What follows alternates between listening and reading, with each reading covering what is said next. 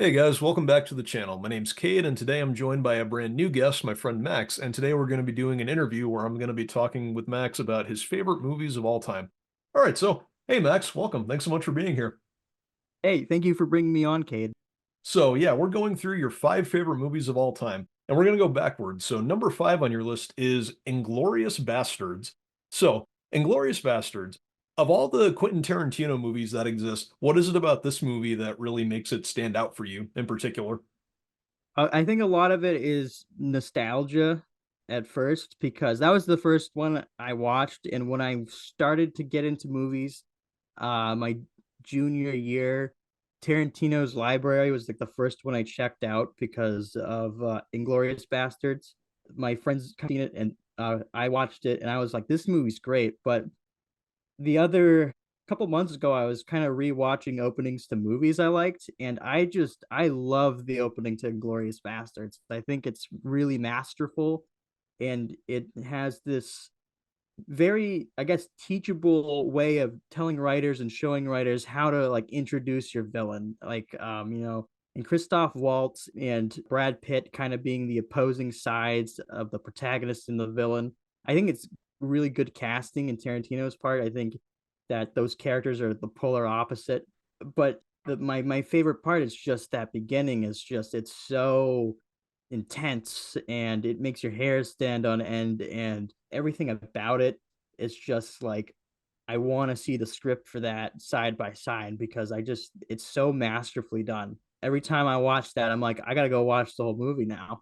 Yeah, I totally understand. Hey, that's a funny thing about Inglorious Bastards. I think, yeah, it is probably one of Quentin Tarantino's best movies ever. And, a lot of people often rank Pulp Fiction as his best movie of all time.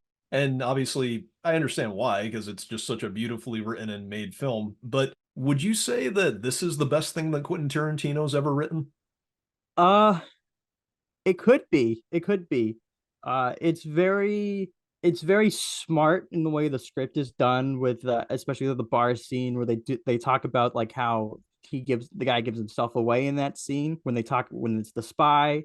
But I think a lot of people could probably make a good argument for Django Unchained. I think Django Unchained is very it's a very good role for Jamie Foxx. And once again, Christoph Waltz comes back and Leonardo DiCaprio's back, and it's Samuel Jackson's in that movie as well. But I think for the best written Tarantino, I think Hateful Eight might be the one I talk about would be best written because Hateful Eight is very well done as it's in a single set for most of the film, and it's a murder mystery where a lot of Tarantino's films like Inglourious Basterds, Django Unchained, Once Upon a Time in Hollywood, those are like revenge fantasies, and that's what he kind of writes, and that's in Kill Bill those are revenge fantasies, but Hateful Eight's like this murder mystery, and it is a very different Tarantino movie. And I would say that Inglorious Bastards, I really like it, but I enjoy the script of Hateful Eight a lot more. Makes sense, makes sense. But when it comes to Inglorious Bastards, though, as a war movie, do you think it could arguably be one of the best war movies ever made? Like, do you think it's up there with movies like Saving Private Ryan? um so Saving Private Ryan is like it's and when you talk about best war movies, I kind of think about, does it historically accurately depict the war, and if someone who would experience that, what would they say? And I think this is Inglorious Bastards is once again it's a revenge fantasy disguised as a war movie. I definitely say it's in my top war movie lists because of how much I like the film, but it is almost still it's more dramatic in the way it's presented. And they kill Hitler in the end of the movie, and that's not how the war ends, but that's how the war ends in the Inglorious Bastards film. But I would say in a way it could be one of the better war movies to watch, and I think a lot of people would love it. But it's not exactly a war movie because there's no like, in my opinion, a war movie kind of has to check a few boxes, and there's no like front line fighting in it, and you don't really see the results of war. This I would say this is more like an espionage film in a way because there's a lot of spies. There's a lot of infiltration in Glorious Bastards than there is actual war, but I would still put it in the war category as a personal favorite. But I think there's a few movies ahead of it, like 1917, Hacksaw Ridge, that are kind of uh, in Dunkirk and Saving Private Ryan. Like those are really good war movies, and I would say I'd put those before Inglorious Bastards, and maybe even Rogue One because that is also a sci-fi war movie. I would say that it could be on that list, but it wouldn't be at top. I wouldn't say all timer. Well, yeah, why don't talk? Well, speaking of Rogue One, why don't we move on to that next? Because that's your number four on this list. It is my number four. That is my favorite Star Wars movie ever made. Wow, that's quite a statement. Yeah, Yeah, what makes Rogue One a Star Wars story your favorite? What makes it stand out for you compared to all the other Star Wars films? I think it is. A lot of people complain about the pacing, and I think that is like the only complaint people ever really bring up, in my opinion, that like I always hear constantly. And it has a little bit of pacing issues in the beginning, but it is got a really great cast that's super diverse. But like I said just a few minutes ago, it is a war movie. Like it has got espionage, sure, but like you have this huge battle at the end, and you have these battles in the middle, like on Jeddah when Saw Gerrera's cell attacks the Imperial transport, and you have people like Bodhi Rook, he defects from the Empire. You have Chirrut Imwe and Baze Malbus, who are people who are not a part of any faction, who join the rebel faction because they are tired of being oppressed by the Empire. And at the nearest opportunity for Chirrut, when he's introduced in the script and in the film, he immediately fights the Empire. Like there's no debate. Like he is a Jedi fanatic, and he knows what the Empire did to the Jedi, and we don't know if he's exactly a Jedi or not, but we know that he is a believer in the Force, and he has a connection to the Force, and he knows that there's evil from the Empire. And you have a you have Cassian Andor, who has been in the fight since he was a child, and you have his robotic droid sidekick K2SO, who was a droid programmed to serve the Empire and then liberated from that almost slavery, because he's programmed to serve without much consciousness until Cassian, apparently it's mentioned that Cassian overwrote his coding so he had freedom of choice. And the whole movie, K2SO is choosing more and more freedoms that he wanted.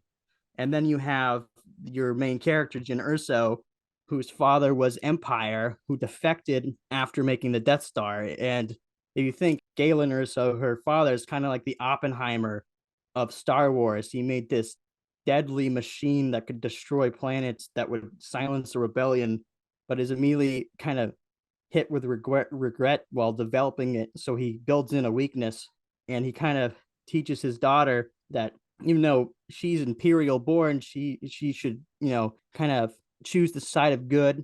And while she doesn't exactly love the rebellion, she ends up going with the rebellion because being free is better than being oppressed by the Empire. And even though the Empire promises security, she knows what they're capable of, and they were willing to silence her father, and they killed her mother, and they ruined her life.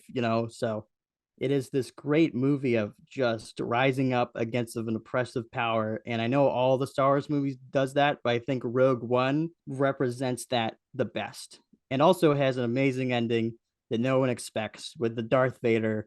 And you can finish Rogue One and start A New Hope, and you would miss nothing. It would be it's I just love that little connection at the end.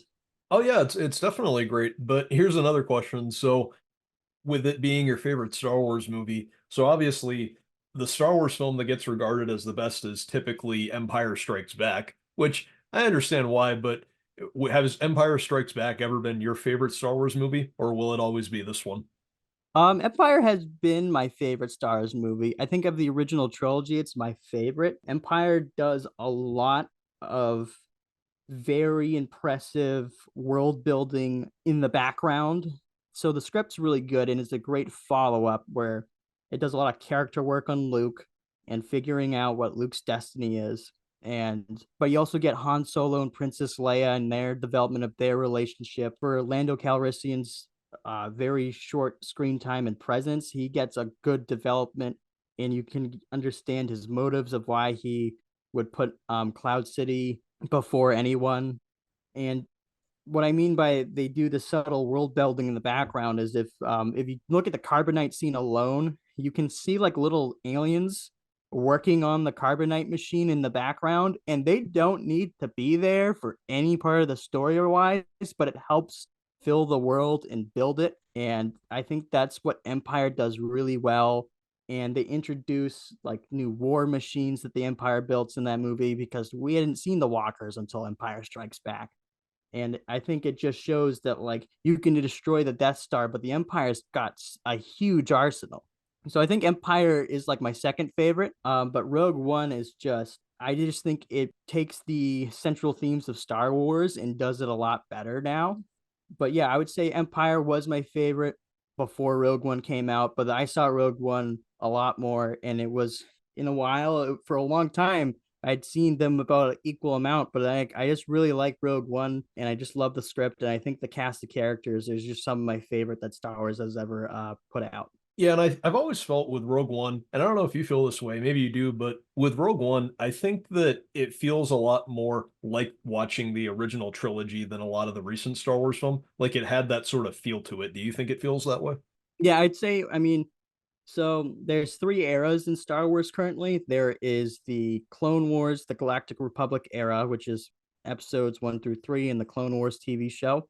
Then you have the Civil War era, which is the original trilogy and the Rebels TV show. And then you have the sequel era, which is The Mandalorian through Rise of Skywalker. And I would say that Rogue One is closer to the original trilogy because of the era it takes place in. And I think Gareth Edwards did a lot of work to kind of recapture that era of Star Wars. Well, before we move on to your number three, I think here's my last question about it. So, looking at this movie specifically and the rest of the franchise, where does the Star Wars franchise sit with you today? Where it's at currently? There is a lot of Star Wars content to consume. You have the movies, you have the TV show. I haven't even watched Ahsoka yet. Like I'm super behind. You have video games. Like this year, we just got the spectacular Jedi Survivor. Very great game starring Cameron Moynihan, who is a TV and film star. And it's a sequel to the last game, Jedi Fallen Order. But you also have comic books. You have the Vader comic book series, and you have a spin-off of the Vader comic book series called Dr. Afara, who has only been in the comics. She's not been in anything else. And then you have the prequel series chapter books called the High Republic, which is only in books and comic books. Like there's no TV show. I think there's one TV show on it, but it's like a kids show. So there's a lot to consume, and I think that is overwhelming people. And I think for some reason there is a weird vocal minority that's getting a big platform that is just dedicated to hating the modern Star Wars. And I'd say, yeah, not everything lands. Like Obi-Wan and Book of Boba Fett, they weren't amazing. There was some good episodes, like the first couple episodes of Book of Boba Fett are great. And then it took a weird turn, and it feels kind of rushed after those episodes. And then Obi-Wan kind of echoed what I thought since they announced that show, which is what story are they going to tell in Obi-Wan that really matters to the overall plot of Star Wars? And I think that Obi-Wan kind of struggled, and I think that's what we saw. As we saw just kind of a storyline that you could take it out of Star Wars and you wouldn't miss a beat. And I think it's unfair to those characters, especially the new ones, because Reva is an interesting character. When she's introduced in the show, she's scolded as being reckless, and because of all the things she does is reckless, and it's very good like character building. And then they kind of just do the thing where like she defects at the end, and it's just like, okay, that's like every bad guy who's reckless in the beginning always defects. Like it's very common for Star Wars to do that, and I think people are just getting tired of seeing the same thing happen. And I think that's why Star Wars is almost too big for trilogies. Like they could do movies, but they can't do trilogies anymore because there's just so much information to consume. So there's a lot of Star Wars. So I think what they could do is give more time in between projects, because I think that's when there's the best engagement for Star Wars. Because if you look at it, between Force Awakens and Last Jedi, there was about a year and a half, 2 years, and that gave so much engagement to theorize what was going to be in The Last Jedi. and I think that was the best and healthiest the that fandom ever got. And then after Last Jedi came out, and then there was two movies, Rogue One and Solo. In between those that time period of those movies coming out, it just kind of overwhelmed people, and I think that it kind of built a weird negative. It rebuilt that negativity that the prequels worked so hard to kind of dissolve, because the prequels were hated, and then they worked a lot. They worked their butts off with that Clone Wars TV show to kind of justify the prequels, and that hate kind of dissolved, and then it's kind of back again. And I think that there needs to be work in that sequels era to kind of dissolve all that hate. And I hope to see that they make some sort of TV show that they can work with. Yeah, understood. Well, yeah, why don't we move on to your number 3 next? Number 3 on your list is Monty Python and the Holy Grail. So, this is able to make your top 3. What exactly is it about this movie that puts it in your top 3? Well, Kate, that movie is just really, really, really funny. It is it morphed and molded the way I my own humor, and like how I found things funny, and I love the punchlines, and the characters are just it looks like a bunch of friends made a movie to have fun. And you know and they're comedic geniuses. These are comedians as well, but it you can tell when people had fun making a movie. And Monty Python and the Holy Grail is one of those movies, and they take a time that is so far back from when that movie was made, and from the modern era, that it is like okay to kind of make fun of it as much as possible. And I think that's the best way to kind of make your satirical comedy, is just make it medieval or caveman, or somewhere it's so far back that like no one can really get offended, everyone can just laugh. And I think that's what the Holy Grail does. Some people can view it as sacrilegious, but it is just really funny. And I think their approach to comedy just really works in that film, and that's why it's my top three. And I could watch the Black Knight scene over and over again. I used to YouTube that scene specifically when I was young. And would you say that for the Holy Grail, is it a movie that you've loved pretty much your entire life? Yeah, yeah, I watched that movie way too young. I think I first time I saw it, I was probably 9, but I saw it at my cousin's house, and they were there. He was quoting it with our friends because they had seen it before me. And context, my cousin went to the same school system as me, and he would talk about it with his friends at baseball practice. And I was like, this sounds, whatever you're talking about sounds really funny. And then he showed it to me at his house one weekend, and it stuck with me ever since. And every time I see Monty Python and the Holy Grail, I gotta watch it. It's just a rule I have. And do you think that it might be a good comfort movie for you? Like if you're ever in a bad place, do you think that it's a movie that you can put on and it'll just put a smile on your face when you see it? Oh, absolutely. I love it. I love every bit that they have makes me laugh. And if I'm ever feeling down, or I just need to laugh, I will think about Monty Python and the Holy Grail, or I will look up a scene from it. It's also like, if my friends, like my personal friends, have watched it, and it's just, I think it's a classic. And I think that movie, yeah, that will be my main comfort movie. It's something I inspire to kind of be that funny. Yeah, I understand. And for you as a writer and as a young filmmaker, do you think it's a movie or at least a type of movie that you would ever want to try to make someday? Absolutely, I would love to try a Monty Python-esque movie. I think the Holy Grail has inspired the way I approach filmmaking in general, and I would love to be that masterful at comedy and making a film that everyone can love. Yeah, it's always hard because comedy is just so subjective, right?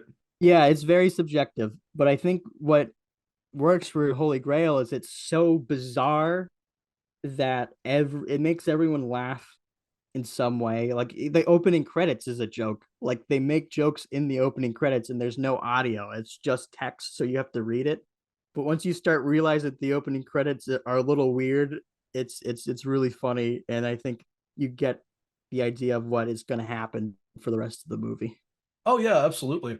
But yeah, why don't we move on to your number 2? So number 2 on your list is Spider-Man Into the Spider-Verse. So when it comes to Into the Spider-Verse, one of the biggest things that a lot of people loved about this movie was the story that it told, which I mean, it's a very unique story and it's a great film overall. But is that also the case with you? Is the story a big part of why you love this movie so much? Yeah, I think that the story is essentially, they say it at the end of the movie, anyone can be Spider-Man, and that is what is the most important characterization of Spider-Man is his mask, his style. I think everyone can see themselves being Spider-Man. Everyone wanted to dress up as Spider-Man when you were a kid if you really like Spider-Man. And he's super relatable. He's not like Batman, he's not like Bruce Wayne where he's rich, and he's not Clark Kent where he's an alien from outer space. He is a regular person who, he's got schooling, he's got issues with his money, he's kind of an irresponsible young person.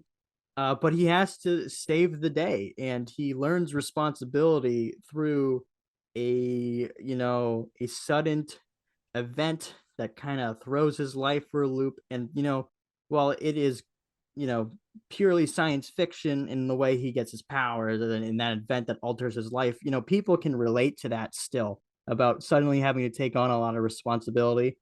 And the story of Miles Morales is very much that the Spider-Man dies, and he also is bitten by the spider that turns you into Spider-Man. And he has to learn how to be Spider-Man, and only by sheer coincidence does he actually get a teacher who is a Spider-Man from a different world. And but even so, he still has to teach himself how to be Spider-Man, because he can't be Peter Parker or he can't be Gwen Stacy. He has to be as Spider-Man.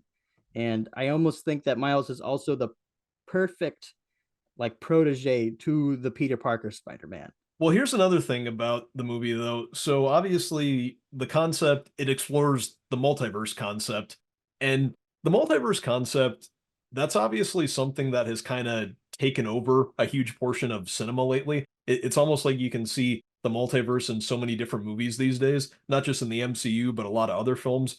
Everything Everywhere at Once comes to mind, which was a fantastic movie. But when it comes to the multiverse concept, what really makes this movie stand out against others?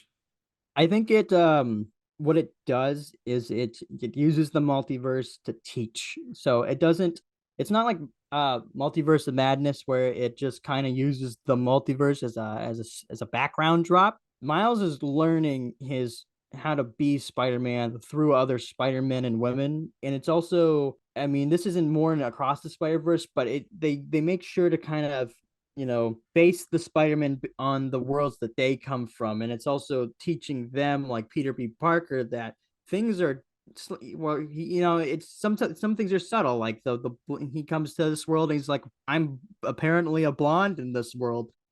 And there's things that are subtly missing, like Miles's world doesn't have Comic-Con, and that's more of a plot twist in the next movie.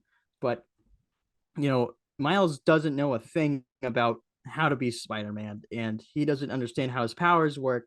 But after he runs into Peter B. Parker, the Spider-Man who's down on his luck, he's taught how to become an expert.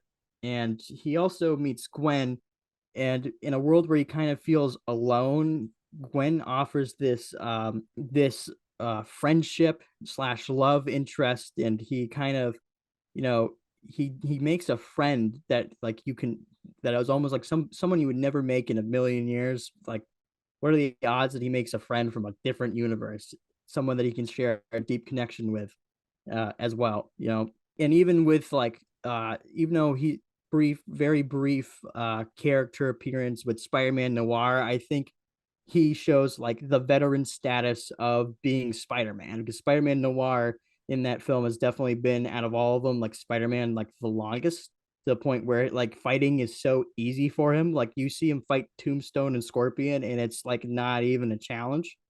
And I think it just shows that like being Spider-Man isn't an overnight thing. It takes a lot of time, but you can get from Miles to Noir, and you can be the best Spider-Man you can be, and you can have your personality. It doesn't affect you, because you can see that Spider-Man Noir says he likes to punch Nazis, and he is still very much a goofball. Like he has his own quips, and he has his own, he's still very, he's got his own personality. And I think that, like, you have to go into Across the Spider-Verse to learn that lesson more. But as even in Across the Spider-Verse, like, more and more, like in Gwen starts to learn how to be a better Spider Woman, and Miles is learning that he doesn't need to be like the other Spider-Man, and he doesn't need to be a part of the Spider Society. He is Miles Morales, and he is, so as far as he knows, the one and only Miles Spider-Man,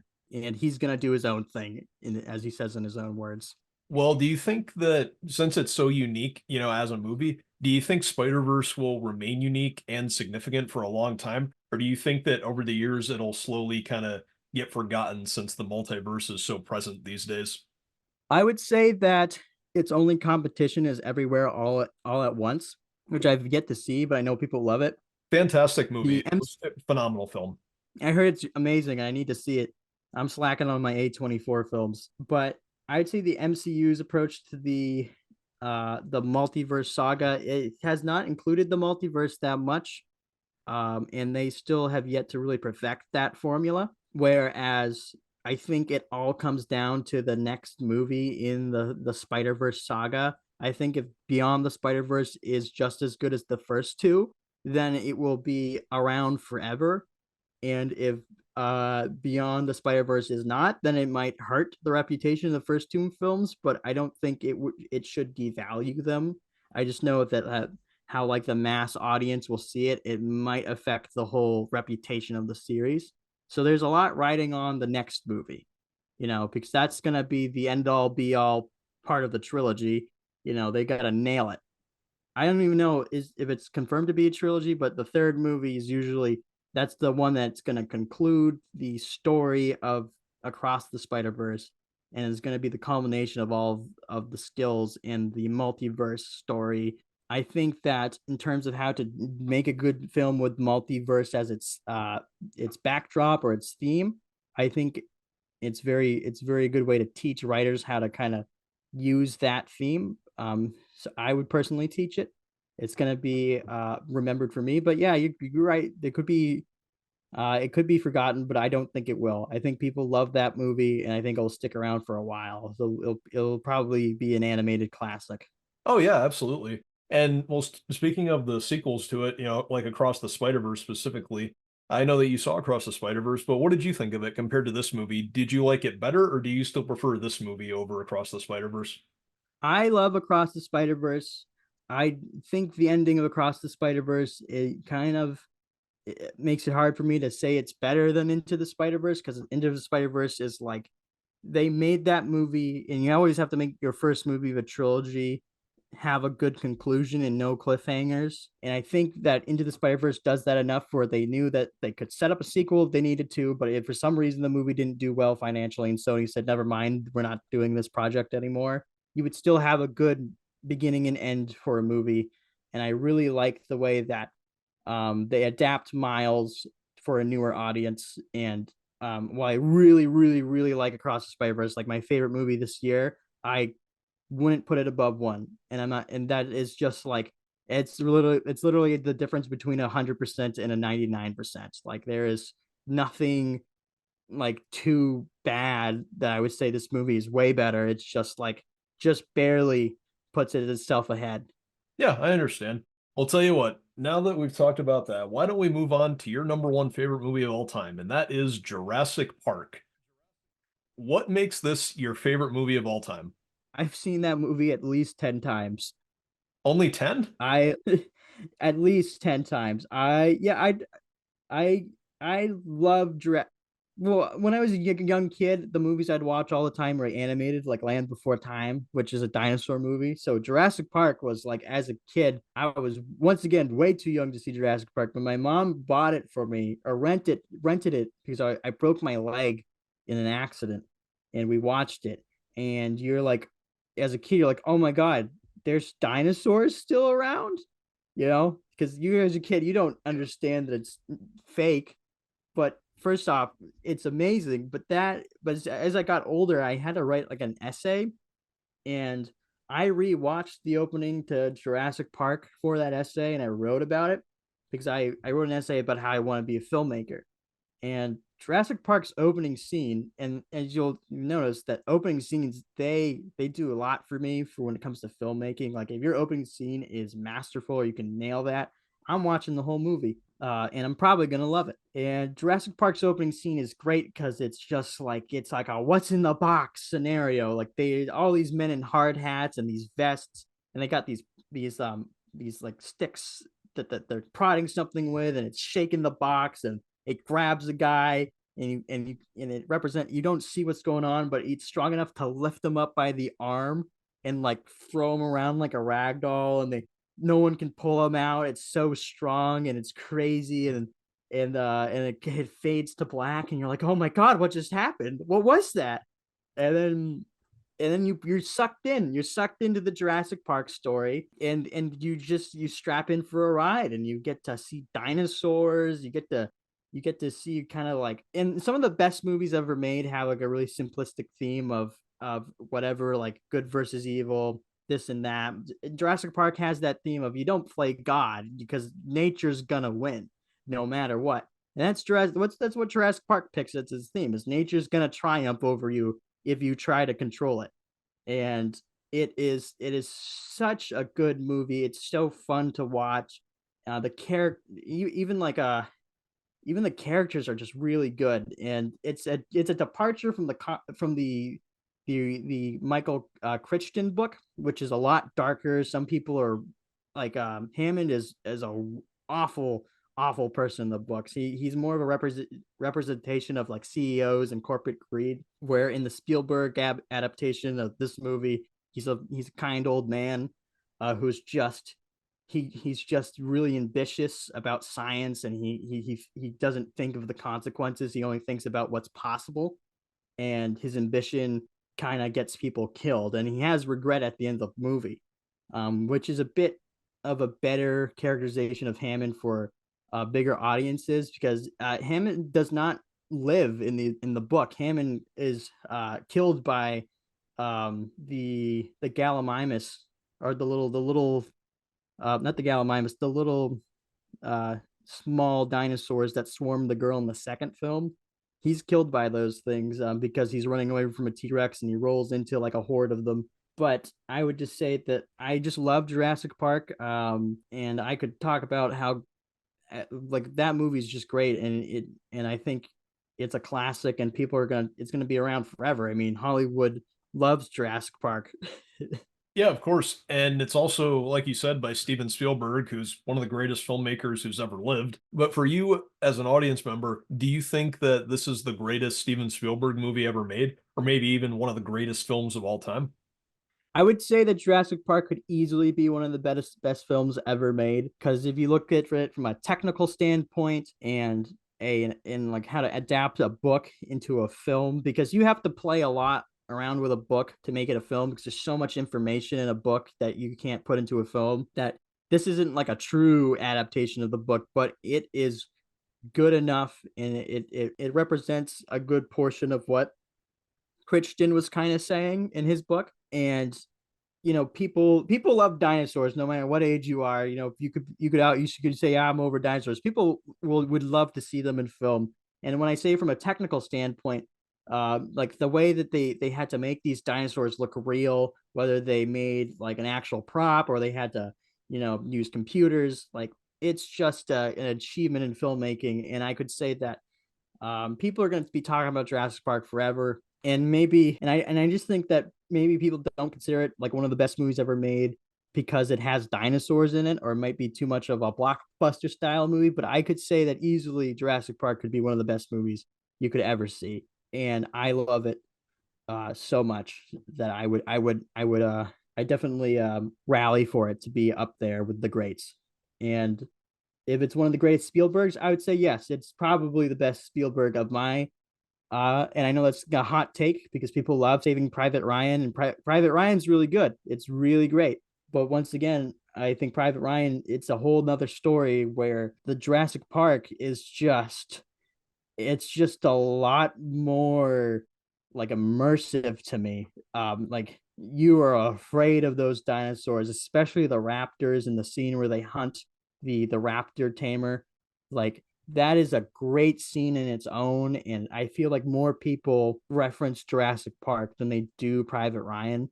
And that doesn't have to say anything about the quality, but I think it says a lot about its impact on the film industry as a whole. Yeah, understood. Yeah, but one other thing I find interesting about the film, and I don't know if you ever knew about this, but did you know that James Cameron almost directed the movie? I did not. I did not. I could see a James Cameron Jurassic Park. Maybe he should direct one of the sequels. I'm sure he has no interest in doing it now with his Avatar stuff, but I would like to see a Cameron Jurassic Park. I'd want to see how he'd do it. Yeah, and apparently the story behind that is that he had read the book and he had reached out to the studio saying he was interested, but as it turns out, Steven Spielberg got the job just before him. But after he saw the movie, he said that he was glad that he didn't get the job because, according to him, he probably would have made it too much like Aliens, an R-rated monster movie, which, I mean, I could kind of see where he's going with that, but I still think it would have been interesting to see a James Cameron Jurassic Park film. I no, I don't know if you know this, Cade, but speaking of aliens, and James Cameron, if you I think in 20 was it 2014, 2015, there was a game called Alien Isolation where you're hunted by an alien the whole game. Yes, I do Uh know. Yep, yep. just a couple of days ago at the Game Awards, they announced a game called Jurassic Park Survival, which is like the same concept as Alien Isolation, where you're being hunted by dinosaurs as a lone survivor and I think you're on Isla Nuba, the main island with the T-Rex and the Deinonychus. Like those were the two things they showed in the trailer. And I think that James Cameron, he could make an alien style Jurassic Park, and I think people would love it. Oh yeah, for sure. And yeah, but moving on to my next question. So, what are your thoughts on all the sequels to Jurassic Park? Also, the Jurassic World movies? Yeah, because obviously those movies have received a more mixed reception than this movie did. And a lot of times with franchises, if the sequels aren't as good as the first one, it kind of just ruins the whole thing for them. But I don't know, where do the sequels sit with you? Not highly with me. And that's not because I'm not gonna say I hate them, because one thing I think about movies when you have to say if you don't like them or not, you gotta consider all the people who worked on those movies. What I think happened to Jurassic Park is happened to a lot of things like Terminator and Alien and Predator. Is Hollywood had a very good selling franchise on their hand, and capitalism got to it. And I would say that like Lost World is not very good in my opinion. It's kind of forgettable, and it tries to become King Kong at the end, and it doesn't need to. Where then the Jurassic Park 3 kind of goes pulls that back, and you have a more Jurassic Park style story that I much prefer. I would just say that it's also kind of forgettable in most places, but they try really hard to kind of recapture Jurassic Park. So I would say Jurassic Park 3 is probably the second best movie. And then Jurassic World is something completely new where it's like where it's trying to comment on like the arrogance of big corporations. They're like, you know what, dinosaurs make a lot of money. Let's try this Jurassic Park thing again. And Jurassic World forgets its own criticism, and then they just kind of like, look how big this giant dinosaur is. Look how much it's destroying. And then I didn't see the latest two, so I can't really comment on them. But in my opinion, after seeing Jurassic World, I just feel like it's kind of ironic that the first movie was trying to comment on they criticize the irony of like big corporations not getting the memo, where a giant corporation is kind of trying to make a blockbuster franchise again, and they kind of ruin the original idea of the films in the book. And I know the last Jurassic Park, no one liked it. From anyone I talked to, no one really liked that last one. And that's just kind of what happens to those movies that came out in the 80s and the 90s, is that you need a someone who really really cares about that franchise to kind of make a film that captures the spirit. Like there were so many Predator films that came out that no one liked, and then last year they made Prey, and Prey was awesome. And Dan Trachtenberg made it, who made District 9, and that was the perfect pick. Like he's an absolutely talented filmmaker. He's very skilled with the sci-fi side of filmmaking, and he made a great Predator movie. And I think that's what they need to do to reinvent Jurassic Park if they really want that to be, if Warner Brothers wants to be like that's their Star Wars, I would say. if they want to have that type of like staying power, they need to get a filmmaker who is really dedicated to the craft of the concept of Jurassic Park and not just put, oh, there is dinosaurs here and also humans, because that's kind of what most monster movies, because I would say Jurassic Park has become more of a monster movie than a science fiction film that has dinosaurs in it. Yeah, understood. Well, I'll tell you what, why don't we move on to my last question? So, looking at Jurassic Park and also just all the movies we've talked about today, for you as a writer, would you say that this movie and all the others are films that really inspire you as a writer and as a young filmmaker? Yeah, I think I get inspired by those films. I kind of think about whatever it's for me it's kind of strange because like when I start writing, I don't exactly think about movies, but I would say Jurassic Park kicked off my love for movies, and I didn't really know that I wanted to be a screenwriter, or well, I really like screenwriting until my junior year of college. So a lot of films I'd seen since then, but once I made my once people started asking me what my favorites were, I really had to consider them. And so I would think, and I always talk about Into the Spider-Verse. I always talk about Rogue One. I revisited The Holy Grail during COVID, and I forgot how much I loved that movie. Inglorious Bastards, like that was the movie that made me be like, I think I want to make movies. Like I was a sophomore in high school, and I started watching movies one summer on Netflix, and I was just like, I think I figured it out. I think I figured out what I really like in life, and that is the art of filmmaking. And then Jurassic Park, been there since I was a boy, and I owe everything to Jurassic Park for my love of movies. Great to hear. Well, I think that that's the end of this interview. Max, thanks so much for being here. Thank you so much for having me, Cade. Yeah, absolutely. All right, guys, thanks so much for listening. Don't forget to like and subscribe, and we will see you later. Thanks. Bye.